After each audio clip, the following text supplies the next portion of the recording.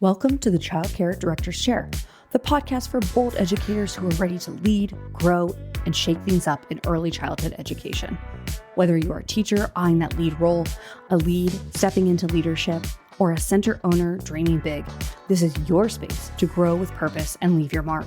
Hosted by heart-centered leadership coach Erica Sacoccio, each episode brings you real talk, actionable tools, and a contagious laugh or two, all designed to help you step into your next level with confidence. So pour your coffee, pop in those earbuds, and take your seat, because your leadership journey starts right now in the Child Care Director's Chair.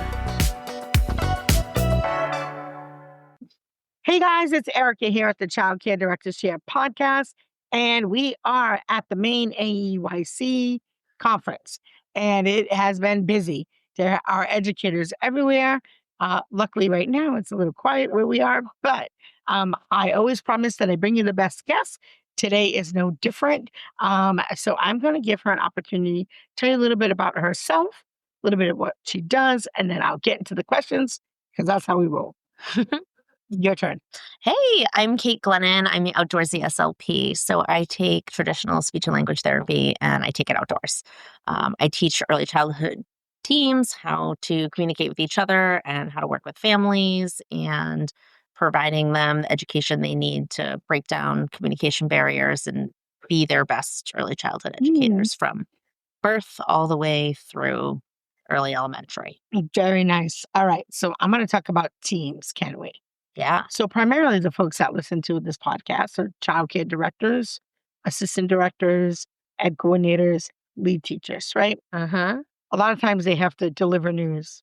Sometimes it's good, sometimes it's not, or sometimes I feel like we're not all speaking the same language. No pun intended. Yeah. So talk to us a little bit about, we know communication is important. We all say it, right? Communication. One of the things I think I hear the most when teachers are groveling is like, oh, there's lack of communication.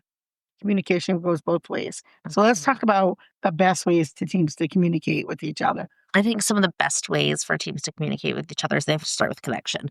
They have to find a reason and what is their similarities and maybe their differences. And I often like to start them at their differences, because that's where that growth, you're going to get through some of that uncomfortable stuff to try and figure out what is best for your team. How are you going to communicate best? And then that fosters and trickles down to how you communicate with your families, how you then communicate with their children. And it just builds that level of trust and connection. My motto is nature, connection, communication, right? So we need to put some of those things first before we can even begin to break down giving the hard news. Yeah. So I would say the world has changed in the last 5 or 6 years, right? Mm-hmm. Communication styles are a little bit different. We have multiple generations now working together more now than ever. Talk a little bit about that in terms of, what do you find are the differences in communication when we talk about different generations? Everyone's going to take in their information a little bit differently, right? Some of the older generations like it to be a little bit more direct, clear. This is what I'm expecting. Sometimes that's more difficult for our younger generation. And I think meeting them where they're at. So sometimes our younger generation, they want to connect with you on TikTok and Snapchat, and they need to communicate on Voxer and walkie-talkie you and have that kind of relationship. Mm-hmm. So I think as a director, you have to be able to figure out what is the best piece and how can you meet them where they're at. And then you can see, totally fine, we're all doing it. How can you adjust your style as well, right? There's not one way, but that's a big question I ask in the beginning when meeting a team, like, what is working? But again, coming back, like, what's the barrier? We want to dig into those pieces. And do we need to write things down? Do we need to have lists? Do we need to do a system that's a little bit differently? Yeah. What's going to work?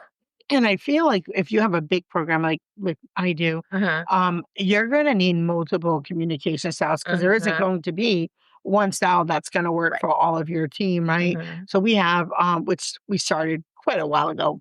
I'm going to date myself, but we have a private Facebook page for our staff. Love that. Same. So, right? Some of our staff don't use Facebook, and some of our staff don't use social media. Right. And some of our staff are just on IG, right? Yep. So we had to figure out something different. So we have a parent communication app, which allows us to also communicate with staff. And I know everybody's on there, because that's how they punch in and out to get paid. Right. So that I was like, okay, well, this is one way that we could do it. I think too, being from a little bit of an older generation, trying to be open with the style of communication. To me, texting your boss in my day would be incredibly rude. Right. But there was a certain generation where they feel it's quick and productive. Right. It's like, here's the 3 things you need. Where back in my day, it might be more like you would send like a full email with, So I think, they look at it as efficiency. Sometimes older folks might look at it as like laziness or, they don't want to work and all, all the things, all the stereotypes that we hear, right? So teams are always interesting to me on, best ways to communicate. Let's talk about families, right? Because communicating with families also has changed. So what is your best advice around that? I like to be direct.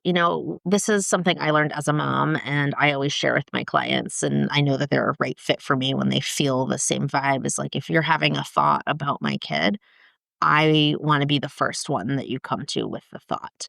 And I say that to parents. If I'm having a thought about your kiddo, I'm going to share it with you. I'm going to share my ideas. I'm going to share what I'm thinking, right? Because you are on the forefront with your child. Yeah. And I don't want to spend 6 months thinking a thought about your kid and I haven't let you in.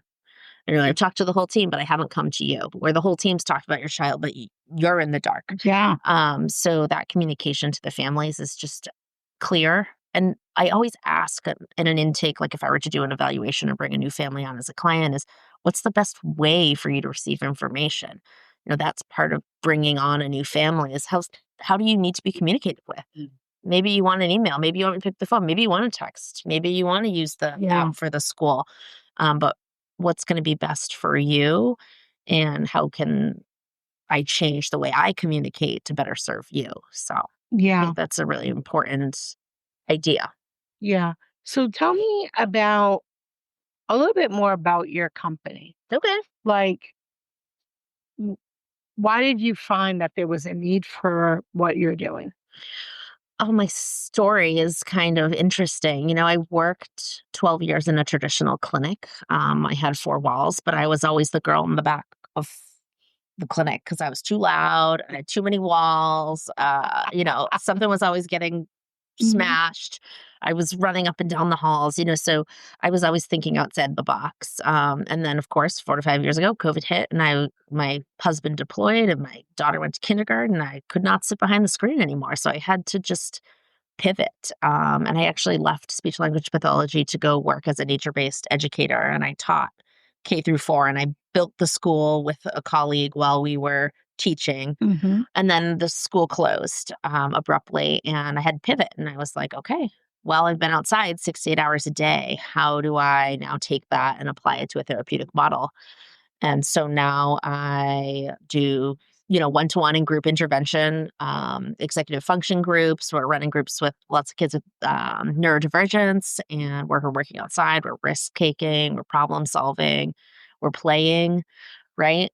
Even when I bring in for professional development, one of the first things that I do is I get the professionals playing. Like we're outside, we're nature journaling, we're connecting to nature, our place, our space. I saw the benefit that had in kids learning, and I knew it had to be applied to like a therapeutic model. And then again, it's just kind of morphed into being able to share that from a professional standpoint.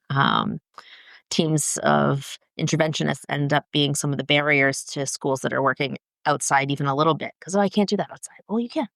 Put on your raincoat. Out you go. Yes.